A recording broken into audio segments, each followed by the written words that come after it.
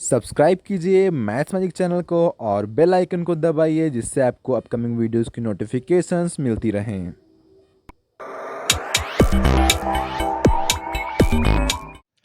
नमस्कार दोस्तों, maths magic में आप सभी का बहुत बहुत स्वागत है। यह है डिफरेंशियल इक्वेशंस का पार्ट 5, यानी कि इसके पहले हम लोग 4 पार्ट्स ऑलरेडी डिस्कस कर चुके हैं। अगर अभी तक आपने उन पार्ट्स को नहीं देखा हुआ है तो उन पार्ट्स का लिंक आपको इस वीडियो के डिस्क्रिप्शन बॉक्स में मिल जाएगा, जहां से जाकर के आप उन पार्ट्स को ईजिली देख सकते हैं। अगर आप उन पार्ट्स को देखने के बाद इस वीडियो को देखने आएंगे तो आपको यहाँ पर समझाई गई चीज़ें और बेहतर तरीके से समझ में आएंगी। अब बात करते हैं कि पिछले पार्ट यानी कि पार्ट 4 में हम लोगों ने क्या देखा हुआ था। तो पार्ट 4 में हम लोगों ने सबसे पहले देखा हुआ था कि फर्स्ट ऑर्डर और फर्स्ट डिग्री डिफरेंशियल इक्वेशन क्या होती है। फिर हम लोगों ने देखा हुआ था कि वेरिएबल सेपरेबल मेथड के जरिए हम लोग किस प्रकार से first order and first degree differential equation को सॉल्व करेंगे। ये तो हुई पिछले पार्ट की बात। अब आज के पार्ट हम लोग बात करने वाले हैं होमोजीनियस डिफरेंशियल इक्वेशन के बारे में। तो आज के पार्ट को स्टार्ट करते हैं। सबसे पहले हम लोग देखेंगे कि होमोजीनियस डिफरेंशियल इक्वेशन क्या होती है। तो होमोजीनियस डिफरेंशियल इक्वेशन वो डिफरेंशियल इक्वेशन होती है जो इस फॉर्म में दी हो, यानी कि dy by d x is equal to f of x y upon g of x y के फॉर्म में दी हो। तो उस डिफरेंशियल इक्वेशन को हम लोग होमोजीनियस डिफरेंशियल इक्वेशन कहेंगे। कब कहेंगे?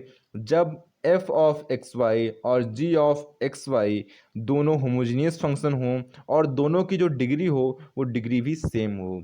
अगर हमारी डिफरेंशियल इक्वेशन इस फॉर्म में है और ये दोनों कंडीशन फॉलो करती है तो हम लोग उस डिफरेंशियल इक्वेशन को होमोजीनियस डिफरेंशियल इक्वेशन कहेंगे।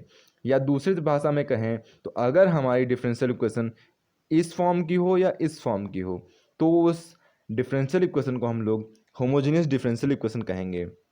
मतलब ये हुआ कि हमारी डिफरेंशियल इक्वेशन में अगर इस फॉर्म की बन जाए, जैसे सपोज करिए d y by d x is equal to x की power 0 phi of y by x बन जाए, या d x by d y is equal to y की power 0 psi of x by y बन जाए, तो उस डिफरेंशियल इक्वेशन को हम लोग कहेंगे कि वो हम लोगों की होमोजीनियस डिफरेंशियल इक्वेशन है।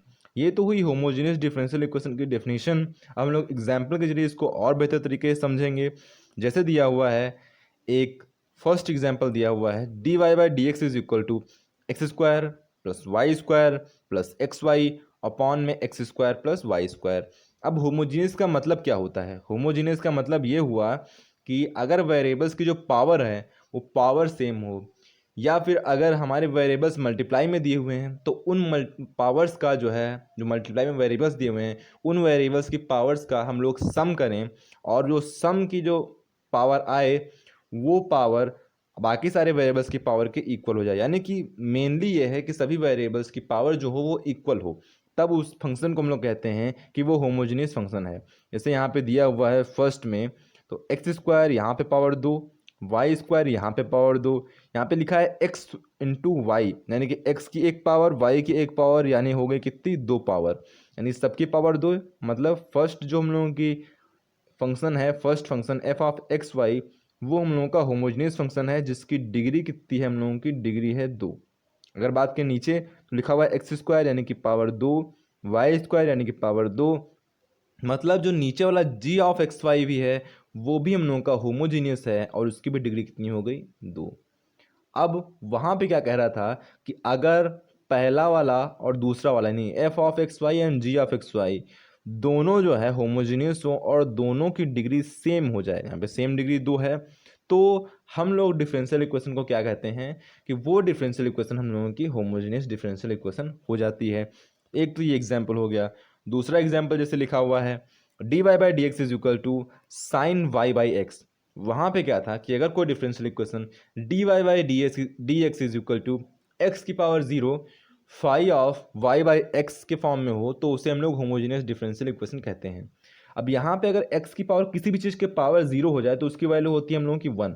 तो साइन वाई बाई एक्स की मल्टीप्लाई में 1 तो लिखा ही है, यहाँ पे 1 लिखा है, सपोज करिए 1 डॉट करके साइन वाई बाई एक्स लिखा हुआ है, ठीक है। अब वहाँ पे दिया था phi of y by x, यानी वाई बाई एक्स का फंक्शन है फाई, तो यहाँ पे जो साइन वाई बाई एक्स है तो ये भी तो वाई बाई एक्स का फंक्शन है, यानी कि ये जो डिफरेंशियल इक्वेशन दी हुई है ये भी हम लोगों की होमोजेनियस डिफरेंशियल इक्वेशन है।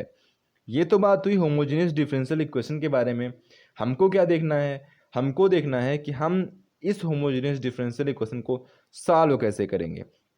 तो सॉल्व करने के लिए हम लोग देख लेते हैं, जैसे हमारी इक्वेशन दी हुई है, डिफरेंशियल इक्वेशन हम लोग की ये है, dy by d x is equal to f of x y, ये हम लोग की डिफरेंशियल इक्वेशन दी है और हम लोगों को पता है पहले से ही कि ये हम लोगों की होमोजीनियस है। तब इसको सॉल्व करने का मेथड क्या होगा वो हम लोग देखेंगे। तब हम लोग क्या करेंगे, इस डिफरेंशियल इक्वेशन को सॉल्व करने के लिए हम लोग मानेंगे y बराबर वी एक्स, ये हम लोग लेट कर लेंगे और y की जो वैल्यू है वी एक्स वो हम लोग इक्वेशन फर्स्ट में पुट कर देंगे। और यहाँ पे जो x है वो तो हम लोग जानते ही हैं, v जो है v केवल और केवल x का फंक्शन है, ये y का फंक्शन नहीं है। यहाँ पे ये समझनी बात है, जो हम v लेंगे वो x का फंक्शन होगा। ठीक, x का फंक्शन क्यों होगा कि x हमारा इंडिपेंडेंट वेरिएबल है और v हमेशा इंडिपेंडेंट वेरिएबल का फंक्शन होगा।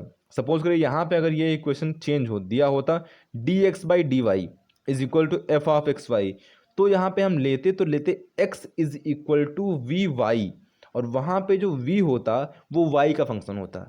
ठीक है, ये समझिएगा थोड़ा सा।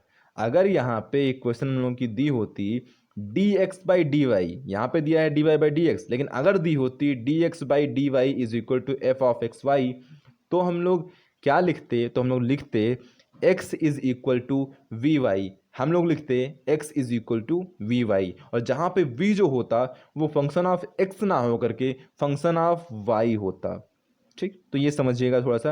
अब यहाँ पे हम लोग अपनी डिफरेंशियल इक्वेशन पर वापस लौट के आते हैं।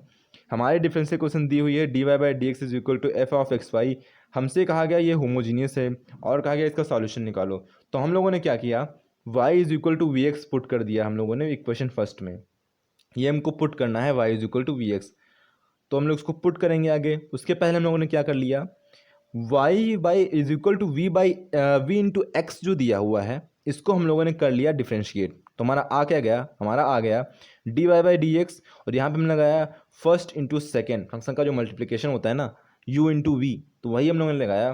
फर्स्ट फंक्शन हो गया हम लोगों का इंटू सेकेंड का डिफ्रेंशिएशन, सेकेंड मतलब x का डिफ्रेंशिएशन मतलब 1 यानी हो गया v, प्लस सेकेंड फंक्शन यानी कि x इंटू फर्स्ट का differentiation d v by d x. तो अगर हम इसको डिफ्रेंशिएट करेंगे इस वाले को तो हमें निकल करके आएगा d y by d x is equal to v plus x d v by d x. अब इसको हम लोगों ने क्यों निकाला हुआ है, क्योंकि हम लोग इक्वेशन फर्स्ट जो भी होगी उसमें हम लोग ये d y by d x की वैल्यू रखेंगे और साथ ही साथ वाई की वैल्यू रखेंगे। अगर हम ये दो वैल्यू रख देंगे इक्वेशन फर्स्ट में, तो जो हमको प्राप्त होगी इक्वेशन फर्स्ट में अगर हम लोगों ने रख दिया, सपोज करिए जो हम लोगों ने यहाँ पे लिखा हुआ है ये वही पिछले पार्ट का लिखा हुआ है, अगर हम लोगों ने ये वैल्यू और y की वैल्यू इक्वेशन फर्स्ट में रख दी तो हमको मिल जाएगी वहाँ से वेरिएबल सेपरेबल फॉर्म। ठीक, यहाँ पे हम लोग रखेंगे ये वैल्यू, सॉल्व करेंगे, हमें वेरिएबल सेपरेबल फॉर्म मिल जाएगी जो कि v में होगी और x में होगी, v और x में होगी। और हम लोग वेरिएबल सेपरेबल फॉर्म ऑलरेडी पढ़ के आए हैं कि वेरिएबल सेपरेबल फॉर्म का कैसे हम लोग निकालते हैं सॉल्यूशन। लेकिन अगर हमें यहाँ पे वेरिएबल सेपरेबल फॉर्म मिल गई, फिर हमको करना क्या है, फिर हमको कर देना है इंटीग्रेट। जो इक्वेशन आएगी हम लोगों की उस इक्वेशन को हम लोग कर देंगे इंटीग्रेट, और इंटीग्रेट कर देने के बाद उसको हम लोग क्या कर देंगे, सॉल्व कर लेंगे, और सॉल्व करने के बाद हमें जो सॉल्यूशन मिलेगा वही हम लोगों का हो जाएगा रिक्वायर्ड सॉल्यूशन। तो ये तो हुआ एक प्रोसेस। अब इस प्रोसेस को हम लोग एक क्वेश्चन के जरिए समझेंगे जिससे हमारा जो हमने लिखा हुआ है उसका थोड़ा सा कॉन्सेप्ट जो है वो और क्लियर हो कि कैसे हम लोग इसको अप्लाई करते हैं और कैसे हम लोग होमोजीनियस डिफरेंशियल इक्वेशन को सॉल्व करते हैं। ठीक है, तो हम लोग देखेंगे एक क्वेश्चन, जैसे ये क्वेश्चन दिया हुआ है हम लोगों का, कह रहा है d y by d x is equal to y square upon x y minus x square. First question ये है कि ये किस मेथड से सॉल्व होगा, वेरिएबल सेपरेबल से कि होमोजीनियस से। अब ये मेथड अप्लाई करने से पहले हमें देखना होगा ये हमारी डिफरेंशियल इक्वेशन किस फॉर्म की है। तो देखने से लग गया ये हमारी डिफरेंशियल इक्वेशन होमोजीनियस है। क्यों है, क्योंकि यहाँ पे वाई स्क्वायर यानी कि इसकी डिग्री कितनी हो गई, 2।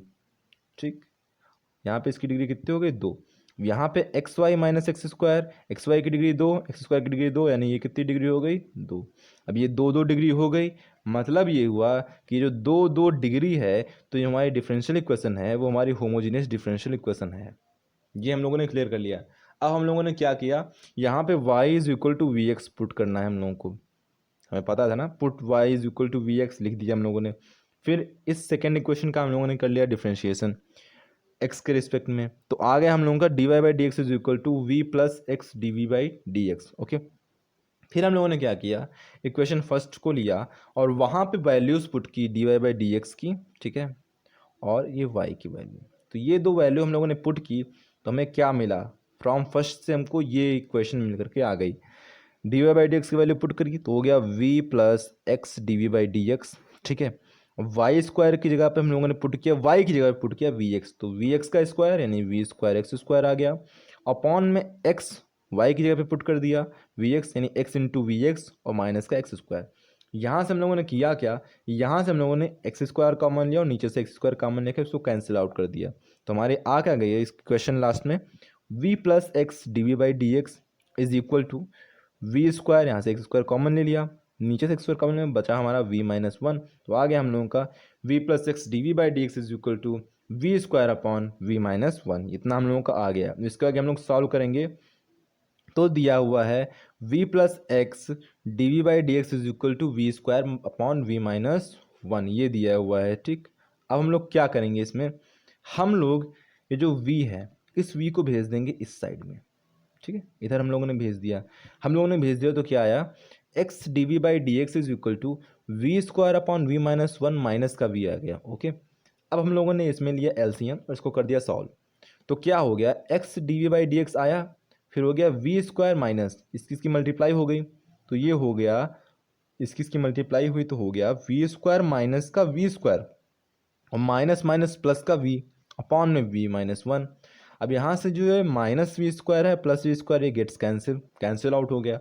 तो हमारा आया क्या, आया हम लोगों का x d v by d x is equal to v upon v minus x, ये हम लोगों का आ गया सिंपली। अब हम लोगों ने किया क्या, जो v माइनस वन है इसको इधर भेज दिया, ठीक है, और v वाले को भी इधर भेज दिया, ये अपॉन में आ गया, और यहाँ से dx को उठाया उसको इधर लाए और x को उठाया उसको भी इधर लाए, यानी कि x वाले टर्म हम लोगों ने एक तरफ कर लिए सिंपल लैंग्वेज में, और v वाले टर्म जो उठाए थे हम लोगों के वो हम लोगों ने उठा करके एक तरफ कर लिए। तो हम लोगों का एट लास्ट क्या निकल करके आया, v minus one upon v is equal to v into d v is equal to d x by x, ये हम लोगों का निकल करके आया ना फाइनल।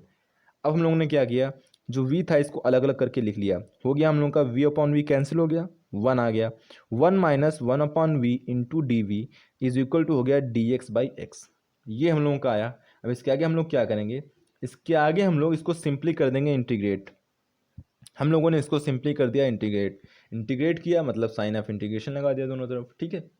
अब वन का हम लोग करेंगे इंटीग्रेशन तो होता है हम लोगों का v आ जाएगा, क्योंकि डी वी के रिस्पेक्ट में कर रहे हैं ना, तो वन का इंटीग्रेशन हो जाएगा v, और वन अपॉन वी का हो गया इंटीग्रेशन log v, और माइनस तो पहले से लगा तो माइनस का log v हो गया। अब one upon x D x का इंटीग्रेशन हो गया हम लोगों का log x, और प्लस का कांस्टेंट हम लोगों ने ले लिया log c, ठीक है, कांस्टेंट लेना है, हम लोगों ने log c ले लिया अपनी तरफ से।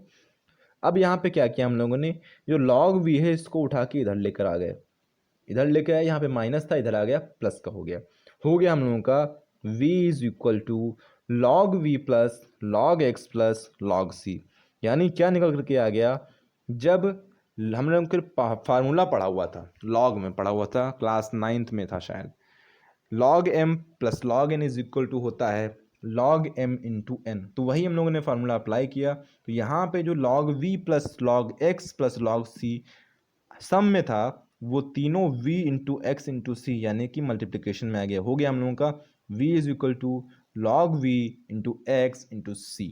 अब यहाँ पे हम लोगों ने क्या किया, v की वैल्यू हम लोगों ने इक्वेशन सेकेंड जो मानी थी y इज इक्वल